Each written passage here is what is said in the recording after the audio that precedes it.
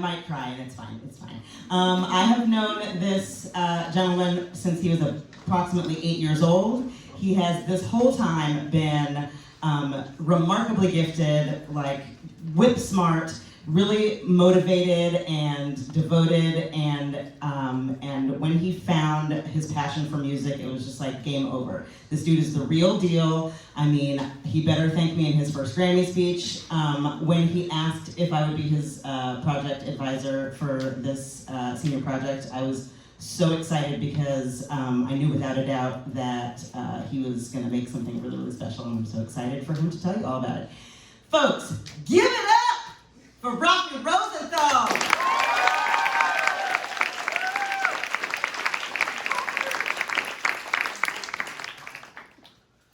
What's up, everyone? I'm Rafi. This is my senior project, which is to create an album. So the vision was to create a double album that encapsulates both elements of indie rock and indie folk music, as well as electronic dance music. Originally, I thought I could make 2 albums. That didn't happen. What wound up happening was, as a team, we were able to create 8 fully completed songs off the electronic side of the album and 4 nearly completed songs off the indie folk side.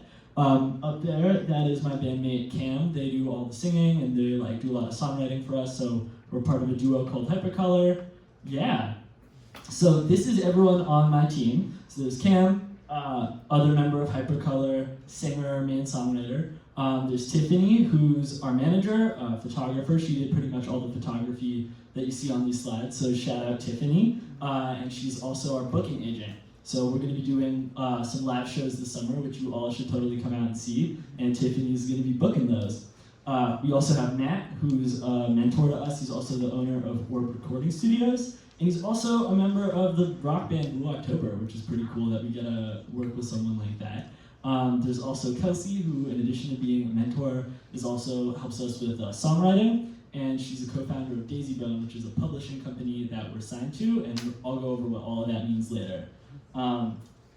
So for the creative process, as a bit of background, we made our first album together, full length, last year. We have this artist development deal, which basically gets us free studio time, which is pretty sick. We started this album, which is our second/third album. We started it last summer in a studio session with Kelsey. We got 3 songs done. 2 of them were more on the indie side, and 1 of them was on the dance side. We did lots to expand on both of these components all throughout the year. We did studio sessions at my house, at Cam's house, Orb Studios, and even in Cam's tool shed. We got 3 songs done in the tool shed, which was pretty cool. Orb was a great resource because they have this huge library of all sorts of crazy, weird instruments and microphones and all sorts of electronic gear. So it was great to be able to use that. So for my research, I'm very proud because I did all of the audio engineering and the recording and setting up all the microphones myself for this.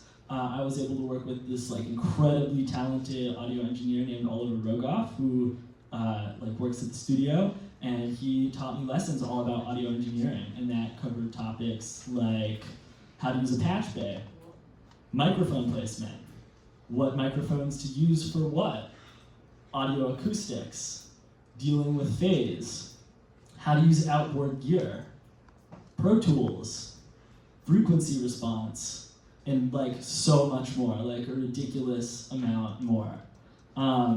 So now I'm going to give you all a little rundown about how the business side of all of this works. So in any song, people get paid kind of along this flowchart, which is a little bit confusing, but I promise I'll explain it. There's the song, which is also known as the publishing, and there's the recording, which is known as the masters. So the song is all the writing. So it's if you were going to make a cake, the song would be the recipe, and the recording would be the actual cake. So, if someone were to write lyrics on a song, that would be under publishing, but if someone were to play an instrument that makes it onto the final recording, that would be under the masters. So this is important because we get free studio time under Daisy Bone. We also get co-writing services and artist development services, and they get 15% of the publishing share. Nothing with the masters, but just the publishing. A record label, they'll take a bunch off the masters. We don't do that. in addition, so we also hired some session musicians, which is like any additional musician you might want on your song for an instrument that you don't know how to play yourself. So we did strings. This is like a work for hire situation, so they don't get any points off the back end. You pay them up front instead. For the indie album, we're going to be looking into not doing work for hire because that can get very, very expensive, and instead just paying people on the back end. So all in all, the budget was $450 for strings on 3 songs, which I don't think is that bad. I mean, it doesn't include mixing and mastering, which that will like definitely take it up a notch. But yeah.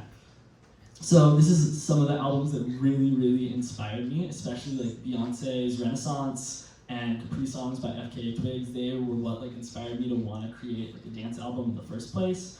Also, Post by Bjork was a huge inspiration, especially the way that she like combines live strings with all these like crazy out there electronic elements was super unique, and I really wanted to do something like that. Very lastly, I want to give a huge thank you to everyone who worked on the project. Incredible, huge thank you to Akina. She helped me keep on track with like everything and stay super organized. If you want, you can follow us, Hypercolor, across all social media platforms. It's spelled very weirdly. And yeah, now I'm gonna play y'all a song from each album. Yes!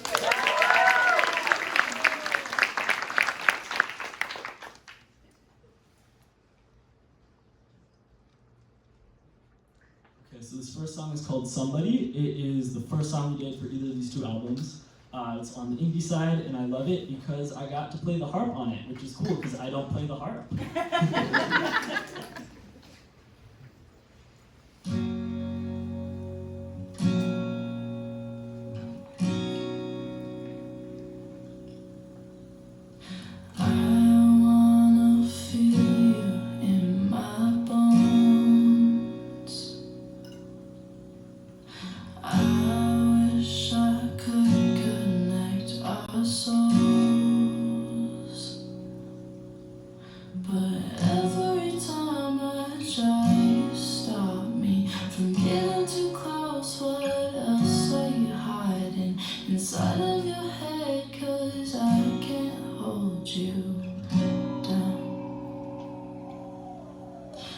It's hard to forget that I've been waiting, and I can't admit that I've been thinking that you're better off with her and her body, and at least she's somebody, 'cause I'm nobody. There's nothing else for you to hold. You burnt the house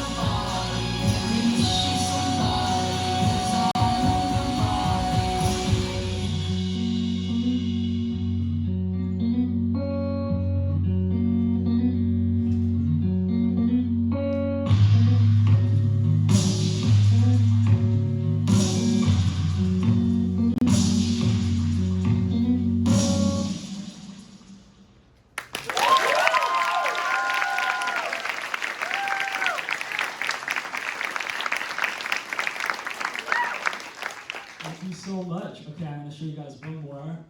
It's a longer song, so we only have time for half of it, but it's off the dance album, and it features like a lot of those strings that I was talking about earlier.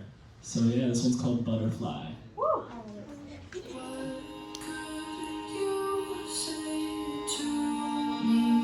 Now I've got it all, and still I think I'm falling into you.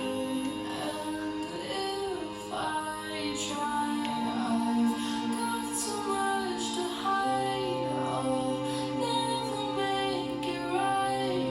Maybe you'd come back to life. There's so much here to find. I hope you find the time, but you don't mind. You spread your wings just like a butterfly. You make me feel alive. You make me feel. Do you feel what I feel inside? And you stay running through my mind. If I try, it might just work, and you know why. Touch is enough. Don't hold me back, 'cause I'm in love. There's no space for your love. Just hold me close, 'cause it's just us.